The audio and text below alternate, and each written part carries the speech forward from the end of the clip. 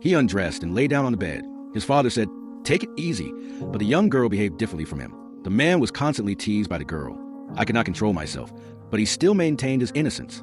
Nothing more happened, just driving away for a distance. The girl's mother had been in an accident and passed away a few days earlier. Remy, I didn't want to tell Marianne at that moment. He stayed quiet.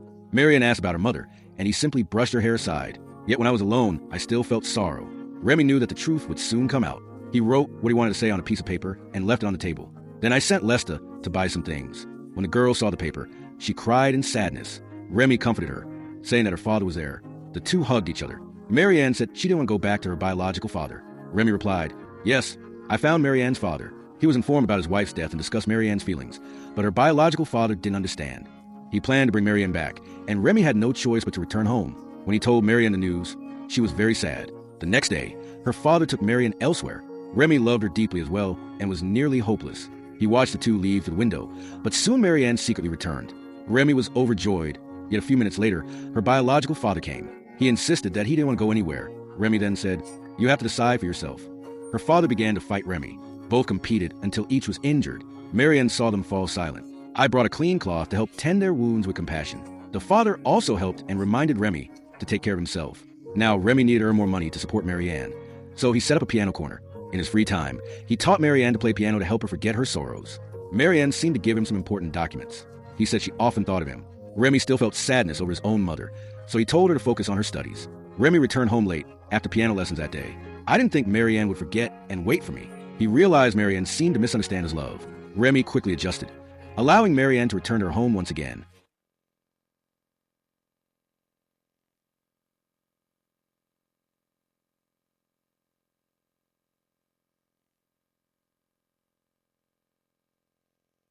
The next day, the school called both of their fathers because Marianne often missed Remy. I was always worried about this. The school principal thought she was too sad, so I suggested taking her out for some exercise. My biological father said he would take her to rest at a villa for a while. Remy took Marianne onto the train, and I excitedly said goodbye to him. Christmas arrived. Marianne called Remy and said she wanted him to hug her. Remy said, "I missed you so much." Marianne replied, "I love you openly. I want to see you on Christmas."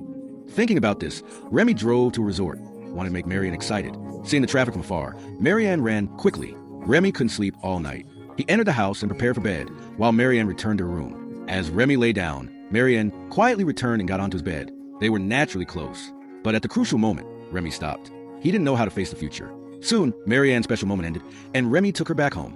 During dinner, Remy told Marianne that she should spend more time with friends instead of being obsessed with them. "Forget that day. We made too many mistakes," he said.